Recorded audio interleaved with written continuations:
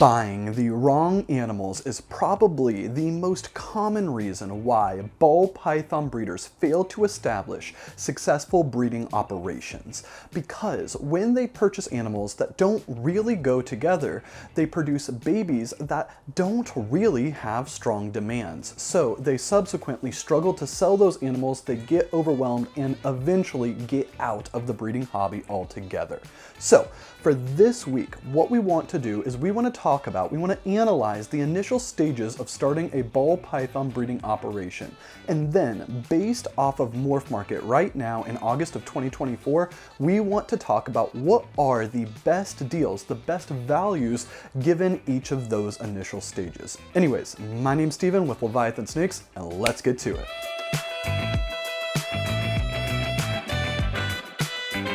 When anybody gets into the breeding hobby, they have to start off as a pet keeper. So this means that they need to get at least one initial animal in order to keep it as a pet. And this initial animal is, in my opinion, going to be a critical piece of this entire thing, because the experience that somebody has with this initial animal is going to determine how they view the entire species that they are wanting to breed. So in my opinion, I think that oftentimes people are drawn towards hatchlings as their very first ball python, but I tend to think that a more established animal, maybe like a subadult, is actually a little bit better of an animal for a very first time pet keeper, because subadults are more strongly established. But the trade-off between most hatchlings and subadult or adult ball pythons is that the hatchlings look better, because in general in ball pythons the hatchling appearance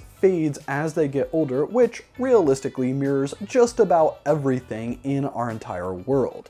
But with this, there are some exceptions where the adults look just as amazing as the hatchlings do, and there are 100% adults or subadults that you can buy that are just about the same price as the hatchling and will not only look just as beautiful as the hatchling, they will be able to provide a good solid foundation if you want to get into breeding later on. One piece of advice that you are going to hear all over the place when you're getting into breeding ball pythons is buy your females first. And the reason for that is because females take longer to get up to size than the males do. So for all of the animals we're going to be talking about today, we're talking about buying females because initially it is just the better way to go about doing things. Back to that very first ball python. If we are trying to get something with the intention of possibly breeding it later on, we want to get our female first. So in this specific situation, given the fact that we want a female, that we want to make sure it is inexpensive enough to make sense as a first-time pet or first-time reptile pet, and we want it to look just as good as an adult as it did as a baby, I think that it's pretty obvious and that the best answer for this is a blue-eyed leucistic female. So I think that if you were to pick up a blue-eyed leucistic female as your very first ball python, what this will do is, one, beautiful animal, and it's going to be stunning, and everybody that comes over and sees it is going to be wowed by it because they genuinely are some of the prettiest animals in the entire hobby. But the price threshold to get a blue-eyed leucistic female is fairly inexpensive. You can fairly easily find a blue-eyed Lucy female from anywhere between $300 to $500, given the exact genes that are in that animal. Last on this is that the blue-eyed Lucy females, they are an allelic combination, so you are not going to have to worry about the odds down the road when it comes time to pairing them, because you know that every single one of her babies is going to get one of her two different blue-eyed Lucy genes. So an example right now on Morph Market is an adult blue-eyed Lucy female that you can get for about $300. And I think that this is an absolute steal. This is a great purchase because right now we sell blue-eyed Lucy females for about $350 as hatchlings. So the fact that you could get this as an adult female, that is an amazing price. When it comes time to breeding this girl, what you are going to want to produce from her realistically is other blue-eyed Lucys. So that means down the road at some point, you'll want to get a blue-eyed Lucy male, so that way you can make sure that the entire clutch are blue-eyed leucistics, but that's not something that we're going to really cover for this video, because right now we're only talking about those initial animals, those initial females that you want to pick up when you are getting into your ball python breeding operation.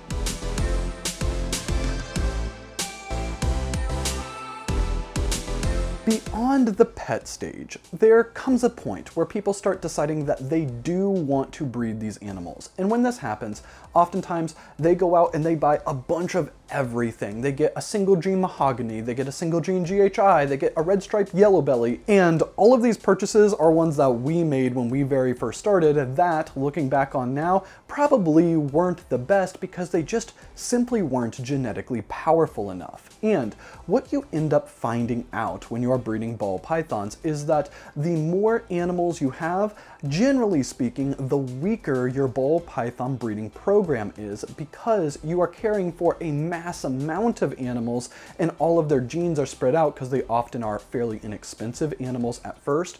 And at some point what happens is that you realize that you want to sell off the animals that aren't genetically powerful enough for you to really invest the time, effort, and resources to breed them, and reinvest those proceeds into a smaller number of animals that have more genes. So in order to avoid this right away, it is going to be critical to get a bunch of different incomplete dominant genes into your collections. That way you have essentially a lot of different colors that you can work with in your palette. But we don't want to go out and buy 20 different random animals in order to try to start our breeding operation. Instead, let's try to focus on a few animals, and the very first one that I want to talk about is this incredible combo of a clown female. And before we actually get into the combo itself, is clown or hypo or desert ghost or any of these kind of more common recessives, pied for example, they are critical to the higher end side of breeding, because the higher end side of breeding is all about the multi-recessives. So by getting combo visual clowns or combo visual hypo females initially, that is going to set you up well later on, because you're able to work in all of those different incomplete dominant genes, but you're not starting from scratch. Instead, you're starting from the base of having a visual recessive already. On to this female. She is an inchy fire spot nose yellow belly clown, and she is also possible calico, and she's also possible red stripe, and she has a list price of $1,500. So with this girl, by having 4, if not potentially 6 different incomplete dominant genes in a visual clown female, this is going to allow you, whenever she's up to size, to pair her to whatever male you want, and you are going to be making amazing combos that every single baby will be het clown, and depending on the male, maybe you're going to be making some amazing double het combos, or maybe, depending on exactly what you're going to be working on, you can be making some amazing clown combos that are het for another gene, depending on what your male is. But again, this video isn't about the males, this is about the females, because you should definitely be buying your females first. Realistically, I think that this girl would work with just about anybody who is getting into the breeding hobby, because she has so many different genes in her, and you can realistically pair her to anything and get the full value out of her because she is a visual clown. If she was a het clown, you could still get a bunch of different genes in the offspring, but only 50% of her babies would be getting the clown gene if she was a het clown. So the fact that she is a visual clown and you don't have to worry about the odds at all, just all of the babies are getting clown, means that you compare her to literally anything and still get the full value, the full potential out of her. The next stage, beyond just simply getting animals to have a wide palette of morphs that you can work with later on, is picking animals that work with given projects. And a ball python breeding project honestly can be its own entire video, but for right now, the way that we're going to talk about this is it is a group of animals that all work together in some way, usually because they share a gene or they share a complex, and those different animals can create stuff that are wild, amazing, beautiful combos that aren't simply just throwing random genes together. So when it comes time for this, when it comes time to start buying project type animals, you have to be very, very versed in the projects that you are interested in, because not everything works well together. And just because you could get two absolutely amazing recessives and put them together, that doesn't actually mean, just because it's a double recessive, that it's going to be a worthwhile result. So when it comes time for this, you have to do a lot of research, but based off of Morph Market right now, one animal that I saw that's actually on hold, so it's technically not available, but I thought it was an amazing price. It's a beautiful animal, and it is a prime example of what I'm talking about in a project animal, is this Super Gravel Ultra Male female. So the reason why I think that this is an amazing project animal is because it has such a unique, beautiful appearance, and it is essentially just a strong base. Even though gravel isn't a recessive gene,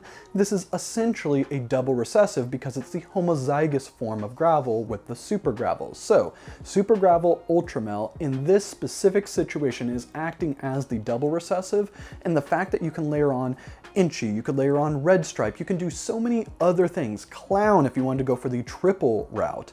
There's so many other directions that you can take an animal like this. This is a perfect project animal. So when you are getting into projects, if you are able to pick up an animal like this for $2,500, that is an amazing price, and it is going to be so versatile for you to use later on down the road when you figure out what exact tweak, what exact direction do you want to take on the specifically Super Gravel Ultra Male project.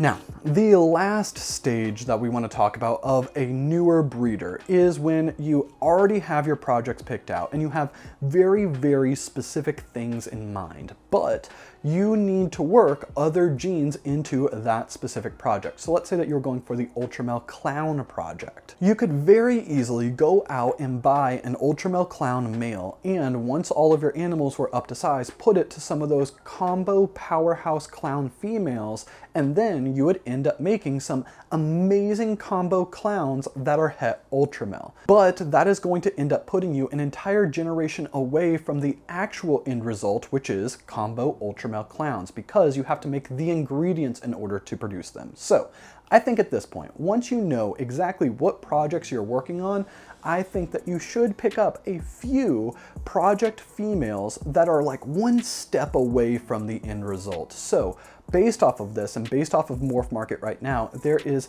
this absolutely amazing spot nose ivory red stripe clown, a 100% het Ultra Male female that is currently listed by Canova for $2,000. So this female has, again, a bunch of different incomplete dominant genes in her, but not only is she a visual clown, she is also 100% heterozygous for Ultra Male. So if you are working the Ultra Male Clown project, this girl is one tiny step away from an Ultra Male Clown, and she has so many other genes in her that she will be able to make absolutely incredible babies. So with this price being about $2,000, again, I'm not saying that $2,000 is a small amount of money, but when it comes to an entire business, when it's coming to a ball python breeding operation, $2,000 is not super expensive when you are comparing the types of baby, the level of babies that this girl is going to be able to make. So